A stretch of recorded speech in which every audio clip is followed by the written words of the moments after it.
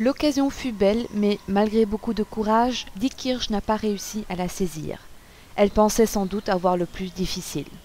À 5 minutes du terme, après s'être accrochée depuis le coup d'envoi pour rester dans le sillage de l'ogre bacharageois, les Diekirchoises recollent enfin au score, à 27 contre 27. Au meilleur moment semble-t-il. Lancée, celle-ci paraissait en mesure de déborder un adversaire dont le jeu est inhabituellement confus et de faire tomber l'équipe qui, depuis 1999, est invaincue dans la compétition. Diekirch est donc en passe d'entrer à son tour dans l'histoire.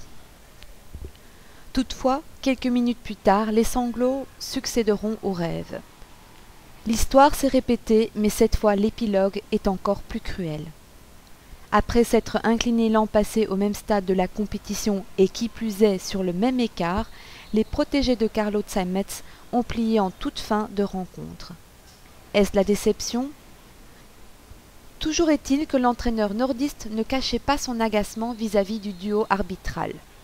Selon lui, la finale leur a été volée, car le pénalty qui leur a été sifflé alors qu'il y avait passage en force était un acte complètement injuste. Suivant l'entraîneur, faire cela aux joueuses de Diekirch à cet instant de la partie, ce n'est ni plus ni moins qu'un manque de respect. Légitime, la déception l'est d'autant plus que les bacharageoises étaient conscientes d'avoir frôlé la correctionnelle. Résultat final, 30 contre 32, avec une victoire remportée par Bacharage.